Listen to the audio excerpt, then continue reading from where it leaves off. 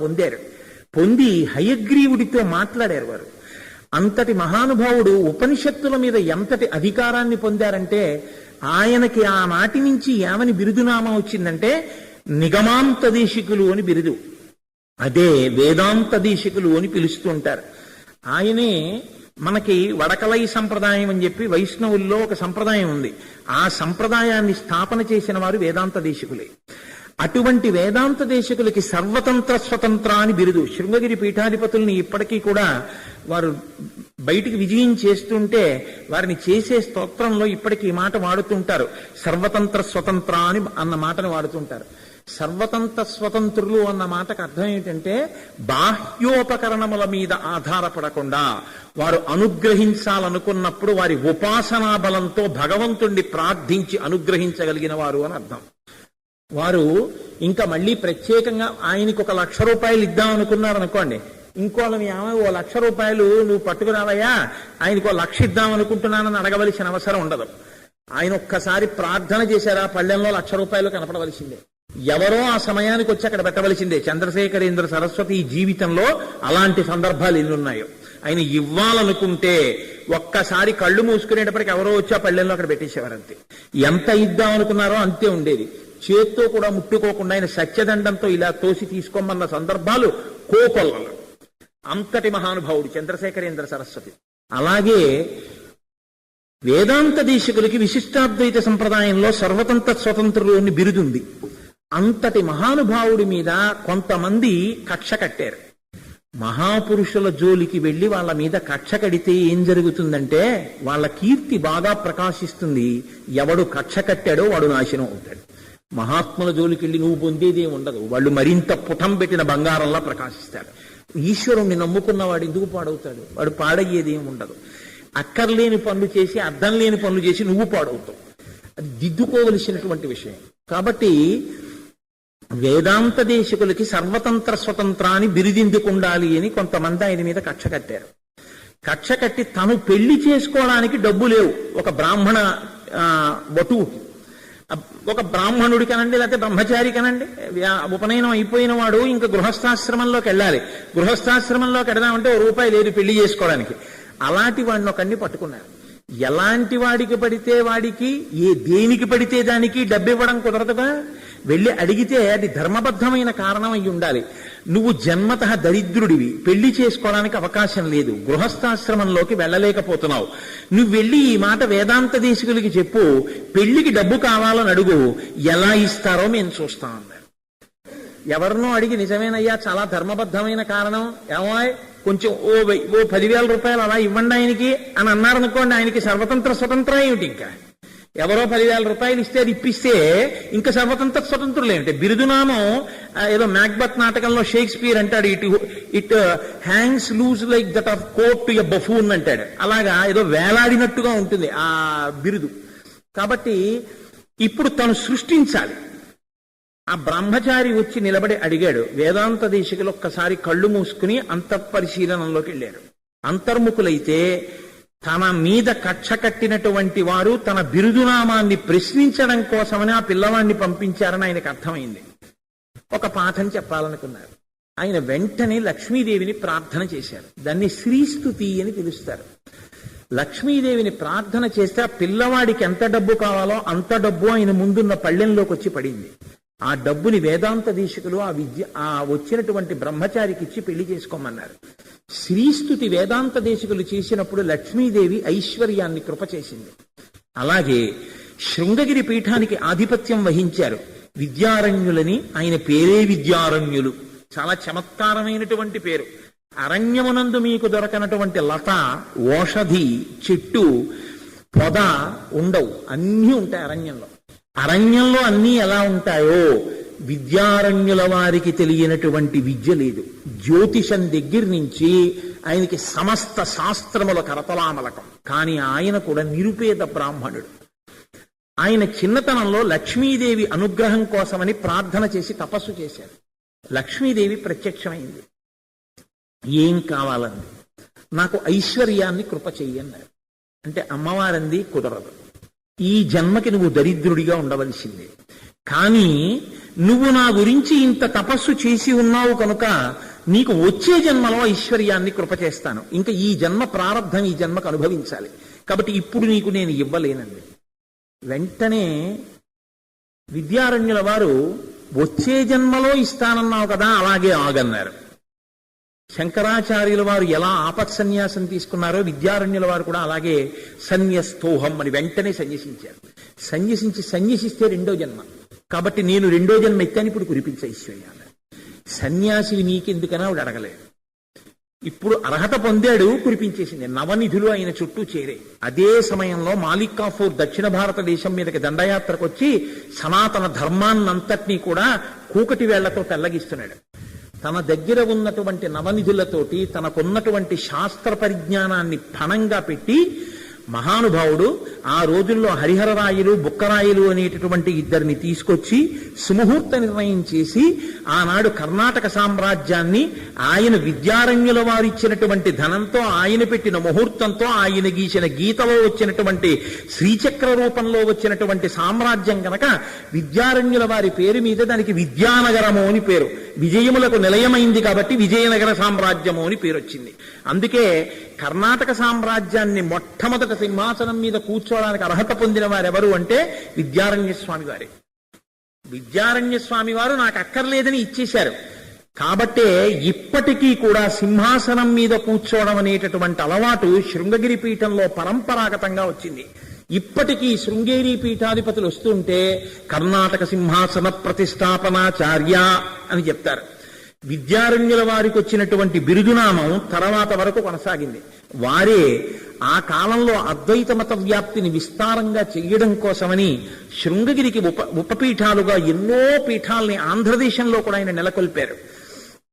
అటువంటి విద్యారణ్యుల వారు స్తోత్రం చేస్తే అమ్మవారు కనకధార కురిపించింది. కాబట్టి కనకధార కేవలం శంకరాచార్యుల వారికి మాత్రమే కురిపించింది అని చెప్పడం కుదరదు. కనకధార శంకరాచార్యుల వారికి కూడా కురిపించింది, కానీ శంకరాచార్యుల వారికి పూర్వం కూడా అమ్మవారు అనుగ్రహించి బంగారు వృష్టి కురిపించినటువంటి సన్నివేశములు ఉన్నాయి. విద్యారణ్యుల వారు శంకరాచార్యుల వారి తర్వాత వారు, మూకశంకరులు శంకరాచార్యుల వారి తర్వాత వారు, అలాగే వేదాంత దేశికులు కూడా శంకరాచార్యుల వారి తర్వాత వారు. శంకరాచార్యుల వారి తర్వాత కూడా లక్ష్మీదేవి యొక్క అనుగ్రహంతో బంగారు వృష్టిని కురిపింపచేసుకున్న మహాపురుషులతో శోభాయమానంగా ప్రకాశించినటువంటి ఉపాసన భూమి ఈ భూమి. అటువంటి భూమిలో శంకరాచార్యుల వారు చేసినటువంటి కనకధారా స్తోత్రానికి మాత్రం ఒక ప్రత్యేకమైనటువంటి ప్రతిపత్తి వచ్చింది. ఎందుకని అంటే విద్యారణ్యుల వారు పుచ్చుకున్నా ఇంకొకరు పుచ్చుకున్నా దానిలో ఉండేటటువంటి విధానం వేరు. శంకరాచార్యుల వారు చేసినటువంటి స్తోత్రంలో ఉండే మర్యాద స్థితి వేరు. ఆయన కేవలం దరిద్ర బ్రాహ్మణి గురించి మాత్రమే స్తోత్రం చేశారు కాదు, దరిద్ర బ్రాహ్మణిని అడ్డుపెట్టి దరిద్రం అనుభవిస్తున్నటువంటి ఎవరైనా చెయ్యవలసిన స్తోత్రానికి ఎంత కాలానికైనా నిలబడగలిగిన స్తోత్రాన్ని శంకరాచార్యుల వారు కృప చేశారు. కాదు, మీరు ఇంకొకటి ఆలోచించండి. శంకరాచార్యుల వారు నిజంగా అమ్మవారిని మనసులో మౌనంగా ప్రార్థన చేస్తే శంకరాచార్యుల వారి యొక్క ప్రార్థనని మన్నించి లక్ష్మీదేవి కనక ఉసిరికలను కురిపించదా? లేదా ఏ స్తోత్రము చెయ్యకుండా, స్తోత్రం అంటే ఏంటంటే స్తుతి, స్తుతి అంటే అమ్మవారి యొక్క వైభవాన్ని ప్రకాశింపచేసేటటువంటి వాక్కుల సమాహారం. అసలు అటువంటి వైభవ ప్రకాశ స్తోత్రం ఏది చెయ్యకుండా లోపల చిత్తశుద్ధితో అమ్మవారి పాదములు పట్టుకుని ఆయన ఒక్క ప్రార్థన లోపల అమ్మా నువ్వు అనుగ్రహించాలి అంటే ఈ స్తోత్రం చేస్తేనే నేను ఇస్తానని అమ్మవారు అంటుందా? ఇవ్వదా అమ్మవారు? మరి ఎందుకు స్తోత్రం చేశాక బంగారు ఉసిరికలు కురిశాయి? ఒక్కటే కారణం, మీకు చాలా స్పష్టంగా అర్థమైపోయి ఉంటుంది. అమ్మవారు కూడా ఒక సంకల్పం చేసింది.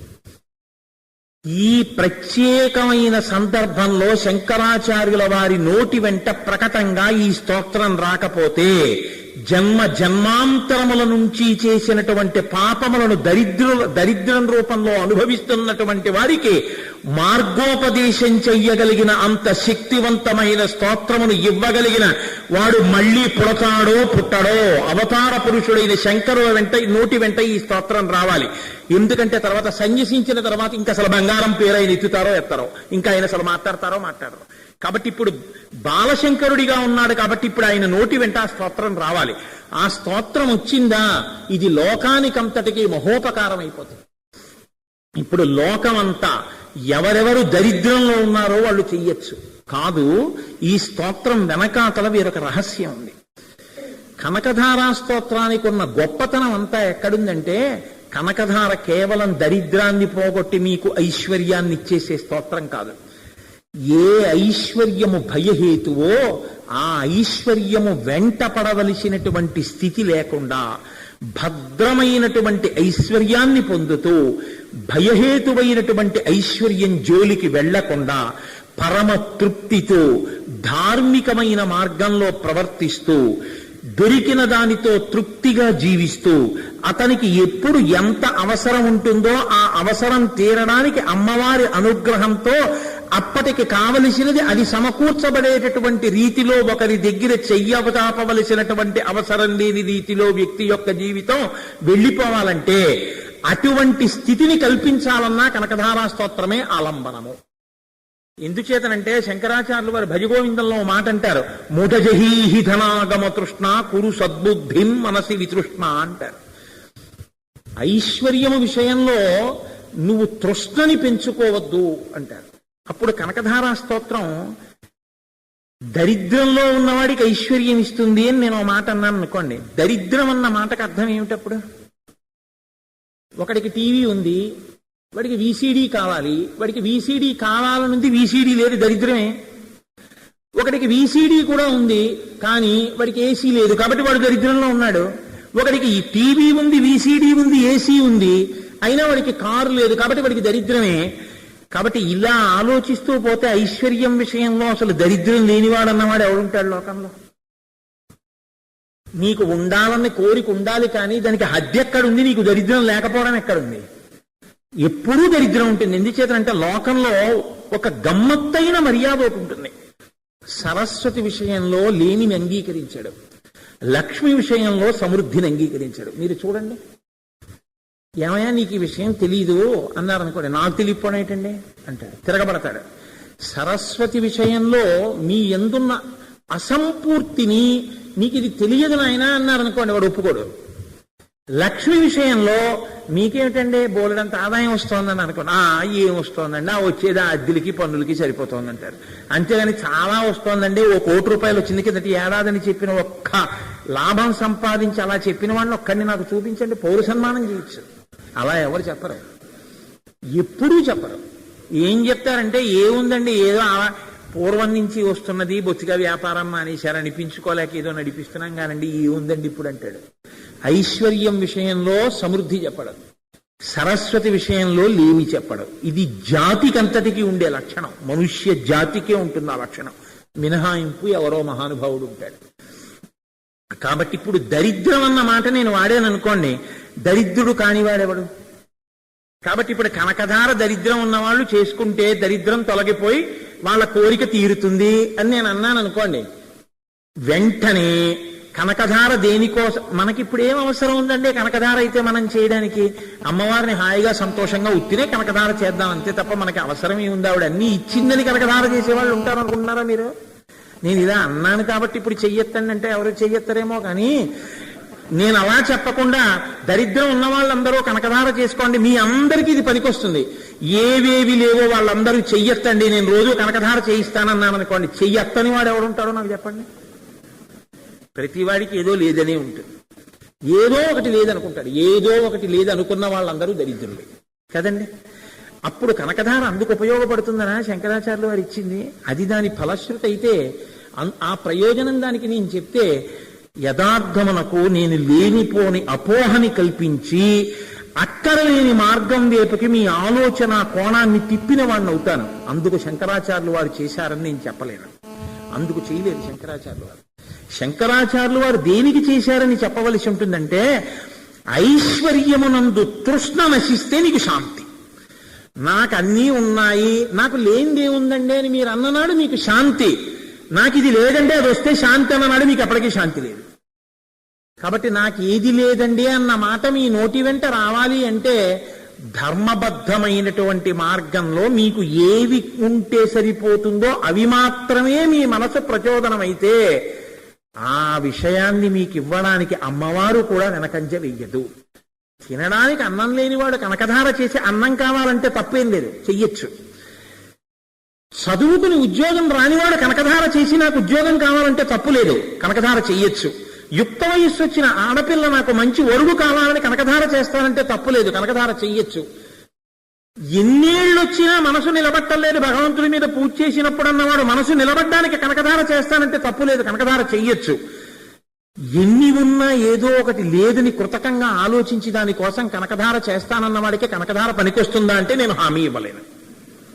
ఎందుకంటే శంకరులు ఆ కోణంలో ఇస్తే వారు జగద్గురువులని నేను చెప్పడం కుదరదు. అప్పుడు నేను ఆయన స్థానాన్ని విలిచి చేసినట్టు అవుతుంది, ఆయన్ని తక్కువ చేసి మాట్లాడినట్టు అవుతుంది.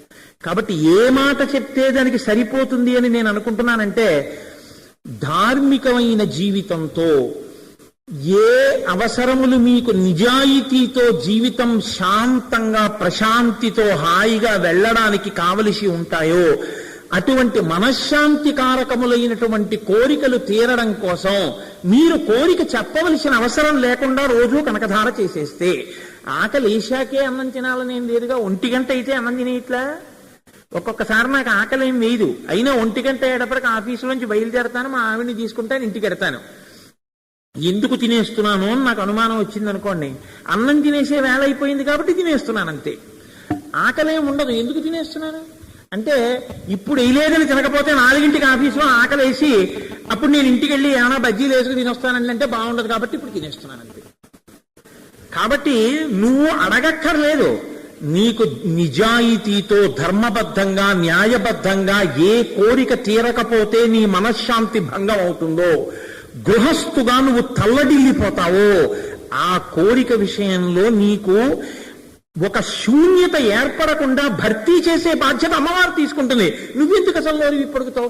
నువ్వు విప్పి అడగడం మొదలు పెట్టావనుకో, ఆ దరిద్రాన్ని వ్యాఖ్యానాన్ని నువ్వు మార్చేస్తావు. కాబట్టి నువ్వు అసలు అడగకుండా నువ్వేం చేస్తావు? రోజు ఆకలేసినా వీకపోయినా అన్నం తిన్నట్టు, అవసరం ఉన్నా లేకపోయినా స్నానం చేసినట్టు. రాత్రి ఏసీలో పడుకున్నాను, చుక్క చెమట పట్టలేదు, పడుకున్నప్పుడు ఎంత హాయిగా ఉన్నానో బయటకు వచ్చినప్పుడు అంత హాయిగా ఉన్నాను. స్నానం ఎందుకండి అని సంధ్యావందనం చేస్తానా? స్నానం చేస్తాను. ఎందుకు చేశాను? ఒంటికి చెమట లేకపోయినా పడుకుని లేచాను కాబట్టి స్నానం చేశాను. అలా రోజు కనకధార చెయ్యడం నా జీవితంలో అంతర్భాగం. ఎందుకు జీవితంలో అంతర్భాగం? ఇది పట్టుకోగలిగితే మీకు కనకధార యొక్క స్థితి ఏమిటో మీకు అర్థం అవుతుంది. మీరు ఎందుకు కనకధార చెయ్యవలసి ఉంటుంది, ఎందుకు శంకరాచార్యుల వారు దాన్ని ఇచ్చారు, ఎందుకు లక్ష్మీదేవి ఇప్పించింది, మీకు తెలియకుండానే మీరు ఎప్పుడూ 2 మధ్య నలిగిపోతుంటారు జీవితంలో. 1 ప్రారబ్ధము, 2 కాలము. ఈ 2 మధ్య నలుగుతాడు మనిషి. ప్రారబ్ధము తరువుకొస్తుంటుంది. నా ప్రారబ్ధంలో నేనేమనుభవించాలో నాకు తెలియదు. నేను ఇది చేద్దాం అనుకుంటాను, ఇది జరిగిపోతే చాలా బాగుంటుంది అనుకుంటాను. ఈశ్వరుడు ఏం చేస్తాడు? కాల రూపంలో ఉంటాడు. కాల కలయతామహం అంటాడు గీతలో. ఆయన ఏం చేస్తుంటాడు? లెక్కలు కడుతుంటాడు. వీడు ఇవాళ ప్రారబ్ధంలో వీడు చేసిన పాపానికి ఫలితం అనుభవించాలి. నేనేమనుకుంటాను? నేను సంతోషంగా ఏదో మంచి పని చెయ్యాలనుకుంటాను. నా కొడుక్కో మంచి ర్యాంక్ వచ్చింది, వాడిని ఎంసెట్ కౌన్సిలింగ్ కి తీసుకెళ్లి మంచి కాలేజీలో సీటు తెస్తాను, ఇంకే ఉంది వాడిని తీసుకెళ్లి జాయిన్ చేస్తాను అనుకుంటాను. ఇంకా రేపో ఎల్లుండో కౌన్సిలింగ్ అనగా నా కొడుకు ఎక్కడో ఆడుతూ జారి పడి కాలు విరిగిపోయి మెట్లు ఎక్కకూడదని డాక్టర్లు అన్నారనుకోండి. ఇప్పుడు 1 సంవత్సరం పాటు వాడికి ర్యాంక్ వచ్చినా నేను వాడిని ఇంజనీరింగ్ కాలేజీలో జాయిన్ చేయలేదు అనుకోండి. నేను జాయిన్ చెయ్యకూడదని చేయలేదా? చేయడం బాధై చేయలేదా? చేస్తానని అనుకున్నా, చెయ్యడానికి సిద్ధపడ్డా, చదువుకోవడానికి వాడు సిద్ధంగా ఉన్నా, కాలేజీలో సీటు పొందడానికి యోగ్యమైన ర్యాంకు వాడికి ఉన్నా, నా కంటికి కనపడని నాకు తెలియనటువంటి ఒక కారణం చేత నేను అనుకున్న సంకల్పం నెరవేరకుండా పోయిందా? అంటే నేను అనుకున్న సంకల్పం నెరవేరకుండా పోవడానికి ఏ కారణానికి నెరవేరకుండా పోయిందో నాకు చెప్పేవాడు నా కంటికి కనపడ్డా. ఇది మీరు గుర్తుపెట్టుకోవాలి. వెనుక నన్నియుతానగు విభుతలంతు అంటారు పోతన గారు. వెనక నుండి నడిపిస్తుంటాడు ఆయన. లెక్కలు కట్టుకుంటాడు. లెక్కలు కట్టుకుని వీడికి ఇవ్వచ్చా ఇవ్వకూడదా, వీడికి ఇవ్వనంతే, ఇవ్వడం. ఇవ్వకపోతే ఏం చేస్తావు? ఏడుస్తావు. కాలమునకు ప్రారబ్ధమునకు మధ్య నలిగిపోతావు. నలిగిపోతే ఏమవుతుందంటే ఏడుస్తావు. ఎప్పుడూ నువ్వనుకున్నట్టు అన్నీ జరిగిపోతే నీ జీవితం మనుష్య జీవితం కాదు. నువ్వు అంతా పుణ్యం చేస్తే దేవతగా ఉండాలి, అంతా పాపం చేస్తే తిరియక్కుగా ఉండాలి. పుణ్యం పాపం కలిపి చేసావు కాబట్టే మనిషిగా ఉండవు. ఇంకిక్కడి నుంచి నువ్వు కేవలం భగవదారాధన చేస్తే అసలు మళ్ళీ పుట్టవలసిన అవసరం లేకుండా మోక్షానికి వెళ్ళొచ్చు. కేవల పాపం చేస్తే తిరియక్కుగా వెళ్ళొచ్చు. మళ్ళీ పుణ్యమే చేస్తే మళ్ళీ మనిషిగా పుట్టి మళ్ళీ ఐశ్వర్యంతో దానాలు చేయొచ్చు. పుణ్యం పాపం కూడా చేస్తే మళ్ళీ మనిషిగా నువ్వు పుట్టచ్చు. ఎక్కడి నుంచి ఎక్కడికి వెళ్ళాలన్నా మనుష్య జన్మ ఒక్కటే కూడలి, ఈ జన్మలోనే మారాలి. అందుకే మనుష్యత్వం అంటారు శంకరాచార్యుల వారు వివేక చూడామణిలో. మనుష్యత్వం యొక్క గొప్పతనం ఏమిటంటే ఎటైనా వెళ్ళగలిగినటువంటి స్థితి. కాబట్టి ఇప్పుడు ఇంత గొప్ప మనుష్య జన్మలో నువ్వు అనుకున్నవన్నీ అనుకున్నట్టు అవవో. నరుడిగా నడిచిన ఈశ్వరుడికే జరగలేదు. రేపు పట్టాభిషేకం అని రాముడు అనుకున్నాడు. ఎవరు రాజ్యం ఇస్తానన్నాడో ఆయనే మర్నాడు పొద్దున్నన్నాడు, ఒరే నాన్న 14 ఏళ్ళు అరణ్యవాసం చెయ్యాలరా నువ్వు అన్నాడు. వెళ్ళిపోయాడా లేదా? తెలియని లక్ష్మణుడు అన్నాడు దశరథుణ్ణి చంపేస్తానన్నాడు. తెలిసిన రాముడు ఒక్క మాట చెప్పాడు, అసంకల్పితమేవేహ యదకస్మాత్ ప్రవర్తతే నివత్యారంభమారబ్ధం అనుదైవస్య కర్మతత్ అన్నాడు. దైవాన్ని అనుసరించరాదిర్రాడా, దైవం నీ కంటికి కనపడి ఫలితాన్ని ఇవ్వదు. అది వెనకాతల ఉండి నిర్ణయం చేస్తుంది. అది ఏదనుకుందో అది జరుగుతుంది తప్ప నువ్వు అనుకున్నది దైవం చెయ్యాలని ఏం లేదు. ఈ నలుగుడు పడిపోయేటప్పుడు నీ కంటి వెంట నీరు రాకుండా నిన్ను కాపాడి నువ్వు నమ్ముకున్న వాళ్ళని కాపాడి నిన్ను నమ్ముకున్న వాళ్ళని కాపాడగలిగినటువంటి శక్తి, ఆ అనుగ్రహం నీకు ఎక్కడి నుంచి ప్రసరిస్తుంది? న్యాయబద్ధమైన కోరిక నీదైతే నిన్ను ఏడిపించకుండా చూడ్డానికి కనకధార పనికొస్తుంది. కాబట్టి కనకధార చెయ్యాలా వద్దా? ప్రతిరోజు చెయ్యవలసిందే. ఎందుకంటే నువ్వు కాలానికి ప్రారంధానికి మధ్య నలుగుతున్నావు. ఎలా నలుగుతావో ఎందుకు ఏడుస్తావో నీకే తెలియదు. కాబట్టి ఇప్పుడు కనకధారా స్తోత్రం యొక్క వైభవం అంత గొప్పది. ఇప్పుడు ఈ కనకధారా స్తోత్రాన్ని లక్ష్మీదేవిని ఉద్దేశించి శంకరాచార్యుల వారు ప్రారంభం చేస్తున్నారు. అమ్మవారిని ఉద్దేశించి చేస్తున్నారు ఆయన. ఈ స్తోత్రాన్ని ఆయన ప్రారంభం చేస్తూ అన్నారు, వందే వందారు మందారం ఇందిరానంద కందలం అమందానంద సందోహ సింధురం బంధురాననం. నిజంగా భారత జాతి గర్వపడాలి. 5 సంవత్సరాలు దాటిన వయస్సులో ఉన్న ఒక పిల్లవాడు ఒక బ్రాహ్మణి యొక్క దరిద్రాన్ని చూసి చిలించిపోయి అంత విశాల హృదయంతో అంత ప్రేమతో ₹1 తన కోసమని కాకుండా బ్రాహ్మణి యొక్క దుఃఖాన్ని పోగొట్టడం కోసమని అమ్మవారిని స్తోత్రం చేస్తున్నారు. కురిసింది బంగారం. ఎక్కడ నిరూపింపబడిందో తెలుసా అండి? శంకరాచార్యుల వారే విద్యారణ్య స్వామి వారి రూపంలోనూ సచ్చిదానంద శివాభినవ నరసింహ భారతీ స్వామి వారి రూపంలోనూ వచ్చారు అని కొంతమంది ప్రమాణపూర్వకంగా చెప్తారు.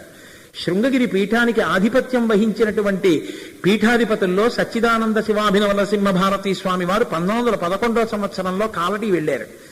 అప్పటికి శంకరాచార్యుల వారు జన్మించినటువంటి ఇండ్లు గుర్తుపట్టబడలేదు. ఆ ప్రదేశం వేరొకరి ఆధీనంలో ఉంది. సచ్చిదానంద శివాభినవ నరసింహ భారతీ వారు విడిపించారు ఆ స్థలాన్ని. ఆయన కనిపెట్టారు. శంకరాచార్యుల వారి యొక్క అంశ అంటారు ఆయన. ఎక్కడ శంకరులు పుట్టారో ఆ ఇంట్లో ఆ చోట శంకరాచార్యుల వారి యొక్క విగ్రహాన్ని ప్రతిష్ఠ చేస్తున్నారు. ప్రతిష్ఠ చేస్తుంటే పూర్ణానదికి అవతల వైపు కాలటికి చాలా సమీపంలోనే ఒక ఊరు ఉంది. ఆ ఊరిని దాన్ని తిరువెరంబదూరు అంటారు. తిరుపెరంబదూరు వేరు, తిరువెరంబదూరు అంటారు. ఆ ఊరికి పుష్పవాటి అని పేరు సంస్కృతంలో. ఆ ఊరిలో ఒక కుటుంబం ఉంది. ఆ కుటుంబంలో ఉన్నటువంటి వాళ్లే ఈ దరిద్రాన్ని అనుభవించినటువంటి బ్రాహ్మణుడు. వీళ్లకే ఆదిశంకరాచార్యులు వారు అనుగ్రహించి కనకవృష్టి కురిసేటట్టు చేశారు. సచ్చిదానంద శివాభినవ నరసింహ భారతీ వారు 1911వ సంవత్సరంలో శంకరాచార్యుల వారి విగ్రహాన్ని ప్రతిష్ఠ చేస్తున్న సమయంలో వారి కాళ్ల దగ్గర, వారి పాదాల దగ్గర ఎవరో కూర్చుని ఏదో చేస్తున్నట్టు అనిపించి ఆయన కిందకి చూశారు. సచ్చిదానంద శివాభినవ నరసింహ భారతీ స్వామి వారు వచ్చి శంకరాచార్యుల వారిని ప్రతిష్ఠ చేస్తున్నారు. ఆ స్థలాన్ని విడిపించారని తెలిసి ఎవరికి కనకవృష్టి కురిసిందో ఆ బ్రాహ్మణ కుటుంబంలో ఇప్పటికీ ఉన్నటువంటి వారసులు బంగారు పువ్వులు, బంగారు నాణేలు తీసుకొచ్చి ఆయన యొక్క పాదాలని అభిషేకం చేశారు 1911లో. మేమే ఆ బంగారాన్ని పొందినటువంటి వాళ్ళం, ఇప్పటికీ మాకు ఇంత ఐశ్వర్యంతోనూ తులతూగుతున్నామని చెప్పుకున్నారు. కనకధారతో శంకరులు కృప చేశారు అనడానికి ఇప్పటికీ దాని వారసులు కాలడికి పూర్ణానది అవతల ఒడ్డున ఆ ఊళ్ళో నివాసం ఉండి ఉన్నారు. ఇప్పటికీ కొంతమంది వెళ్ళి ఆ కుటుంబాన్ని చూసి వాళ్ళని పరామర్శ చేసి వస్తుంటారు. శంకరాచార్యుల వారు చేసినటువంటి స్తోత్ర వైభవం ఎంత గొప్పదో, లక్ష్మీదేవి ఆ స్తోత్రాన్ని అనుగ్రహించింది అనడం ఎంత ప్రామాణికమో ఇంకా ఇంతకన్నా నిదర్శనం చెప్పవలసిన అవసరం లేదు. ఇది ఏదో ఎప్పుడో జరిగిందండి, శంకరాచార్యుల వారు చెప్తే కురిసింది అంటున్నారు. ఆధారం ఉందా? ఉన్నది. సాక్షాత్ సచ్చిదానంద శివాభినవ నరసింహ భారతీ స్వామి వారి పాదాల్ని బంగారు నాణేలతో బంగారు పువ్వులతో అభిషేకించి కడిగారు ఆ కుటుంబం వాళ్ళు. కాబట్టి ఆయన స్తోత్రాన్ని ప్రారంభం చేస్తూ శంకరులు అంటారు, వందే వందారు మందారం ఇందిరానంద కందలం అమందానంద సందోహ సింధురం బంధురాననం. మహానుభావుడు అంత చిన్న వయస్సులో అసలు ఆయనకి అటువంటి సంస్కృతం ఎలా పడిందో, ఆ స్తోత్రం అంత అందంతో, అంతంత అర్ధాలంకారాలతో, అంతంత గొప్ప గొప్ప మాటలతో ఎలా పడిపోయిందో, ఎలా వచ్చిందో. ఆ శంకరాచార్యుల వారి నోటి వెంట ఏది వచ్చిందో అది గంగ. ఆ స్తోత్రాన్ని మళ్ళీ చదవడము అంటే, ఆ స్తోత్రాన్ని పారాయణ చేసుకోవడము అంటే, నేనైతే అనుకుంటున్నాను దానికి అర్థం తెలిసి ఉండక్కర్లేదు, ఆ స్తోత్రం చదువుకుంటే చాలు. కానీ అది అర్థమైతే ఏమవుతుందంటే మనసు పట్టుకుంటుంది, రమిస్తుంది. ఆయన ప్రారంభం చేస్తూనే వందే అంటూ మొదలెట్టారు. వందే అంటే నమస్కరించుచున్నాను అని. ఏమి నమస్కారం ఎందుకు? స్తోత్రం కదా మీరు చేస్తున్నారు. మీరు స్తోత్రం చేసేటప్పుడు లక్ష్మీదేవిని ఉద్దేశించి ఆవిడ వైభవాన్ని, ఆవిడ గుణములను కీర్తిస్తే సరిపోదా? నేను నమస్కరించుచున్నాను అంటూ ఎందుకు మొదలెట్టాలి? నేను మీతో మనవి చేశాను, శంకరులు జగద్గురువులు. ఆయన ఒక్క మాట మాట్లాడితే లోకానికి ఒక ఉపదేశం ఉంటుంది. నమస్కారం చేసి తన జీవితాన్ని దిద్దుకుని మనిషిగా బ్రతకగలిగినటువంటి వాడు మనుష్యుడొక్కడే. నేను ఎందుకు ఈ మాట అంటున్నానంటే మీరు ఆలోచించండి. నేను ఎవ్వరిని చిన్నబుచ్చట్లేదు, నేను ఎవరిని తక్కువ చేసి మాట్లాడటం లేదు. నేను ఈ మాట చెప్పినప్పుడు మీరు విశాల హృదయంతో అర్థం చేసుకుంటే, సేవా సంస్థలోని కొన్ని ఉంటాయి చాలా గొప్పవి. నేను ఎంత మాత్రం తక్కువ చేయట్లేదు, మళ్ళీ చెప్తున్నాను. అన్నం లేని వాడికి అన్నం పెట్టడం, బట్ట లేని వాడికి బట్ట ఇవ్వడం, కళ్ళు పోయిన వాడికి శస్త్రచికిత్స చేయించడం, కళ్ళజోడు కొనుక్కోలేని వాడికి కళ్ళజోడు ఇవ్వడం, చలిలో వణికిపోతున్న వాడికి ఓ దుప్పటి ఇవ్వడం అంత తేలిక విషయాలు ఇంకావు. అవి చేస్తున్న వాళ్ళు చాలా గొప్పవాళ్లే. కానీ దానికి ఒక పరిమితి ఉంది. మీరు గమనించండి. మీరు ఇచ్చేటటువంటివన్నీ దేనికి పనికొస్తాయంటే కేవలం ఉపాధిని పోషిస్తాయి. ఒక్కొక్కప్పుడు అందులో జరిగే చిత్రం ఏమిటంటే, లోపల ఉండేటటువంటి మనఃప్రవృత్తి మారాలన్న నియమం లేదు. మీరు ఒక కరడు కట్టినటువంటి దొంగ కళ్ళకు కూడా ఆపరేషన్ చేసి కళ్ళజోడు తగిలించచ్చు ఒక్కొక్కసారి. అప్పుడు మీరు చేయించిన ఆపరేషన్ ఎందుకు పనికొస్తుందంటే ఇంకో 4 దొంగతనాలు కూడా చేయడానికి పనికొస్తుంది. ఒక సోమరిపోతూ తనంత తాను ₹1 సంపాదించాలనే ప్రయత్నం లేని వాడికి తీసుకొచ్చి అన్నీ సమకూరిస్తే వాడు ఏమీ చెయ్యకుండా కూర్చోవడానికి పనికొస్తుంది. కష్టపడి వాళ్ళు సేవ చేసినా సేవ యందు ఈ క్రీనీడ ఒకటి ఉంటుంది. ఎప్పుడు అయోగ్యులకు కూడా అందులో ఉపకారం జరిగిపోతుంది. పైగా వాడు ఏ స్థితిలో అక్కడికి వచ్చాడో ఆ స్థితి నుంచి మానసికంగా పైకి ఎదగడానికి ఏం ఉండదు. కళ్ళల్లో దృష్టి నశించి వచ్చాడు, కంటి యందు దృష్టితో వెళ్ళాడు. మానసికంగా ఏమైనా ఎదిగాడా? ఎదగడానికి ఏమైనా ఉంటుందని నేను అనుకోడు. వాళ్ళలో ఏదో పరిపక్వత వచ్చేస్తుంది కంటి ఆపరేషన్ చేసుకుంటే అంటే, బహుశా క్యాటరాక్ట్ ఆపరేషన్ చేసుకున్న వాళ్ళందరూ యోగులు కూడా అవ్వాలి. అలా ఏం అవ్వలేదే. దృష్టి పోయిన వాడికి దృష్టి వచ్చింది అంతే క్యాటరాక్ట్ ఆపరేషన్ చేసుకుంటే. ఆకలి ఉన్నప్పుడు నేల మీద పడి కొట్టుకుంటున్న వాడికి అన్నం పెట్టిన తర్వాత ఆవలించి కూర్చున్నాడు అంతే. అంతేకాని వాడు అన్నం పెట్టిన తర్వాత యోగి మాత్రం కాలేదు. మనిషిలో ఉన్నటువంటి పశుత్వాన్ని నశింపచేసి మనిషిని మనిషిగా నిలబెట్టగలిగింది ఒక్కటే రాజగోపురంతో నిలబడిపోయిన దేవాలయం ఒక్కటే. ఎందుకు మార్చగలదో తెలుసా అండి? ప్రతి ఊరు ప్రతి వాడ దేవాలయాలతో ఎందుకు పరిఢవిల్లిందంటే, ఎందుకు దేవాలయాల్ని నిలబెట్టారంటే మన వాళ్ళు, ఆ దేవాలయం వంక చూసినప్పుడు నీకు ఒకటి గుర్తొస్తుంది, దీన్ని నువ్వు తెచ్చుకోలేదు, దీని కర్త నువ్వు కాదు, దీనితో నువ్వు అనుభవిస్తున్నవేవీ నువ్వు సృష్టించినవి కావు. నేను ఉన్న భూమి నే సృష్టించలేదు, నేను పీలుస్తున్న గాలి నే సృష్టించలేదు, నే తాగుతున్న నీళ్లు నే సృష్టించలేదు, నాలో ఉన్న వేడి నేను ఉంచుకున్నది కాదు, అది చల్లారిపోతే నేను పెంచుకోగలిగినది కాదు, అది పెరిగిపోతే నేను తగ్గించుకోగలనని సమర్థంగా చెప్పడం కూడా సాధ్యం కాదు. అలా అయితే జ్వరంతో చచ్చిపోయే వాళ్ళు లోకంలో ఉండకూడదు. 1,000,000 మంది వైద్యులు కూడి వచ్చినా కానీ మరణమయ్యడి వ్యాధి మాన్పలేరు, వైద్యులు నన్ను మన్నించెదరుగాక. వైద్యులు అన్ని జ్వరాలు తగ్గించేయగలిగితే చచ్చిపోవడం అన్నది కూడా ఉండకూడదుగా జ్వరంతో.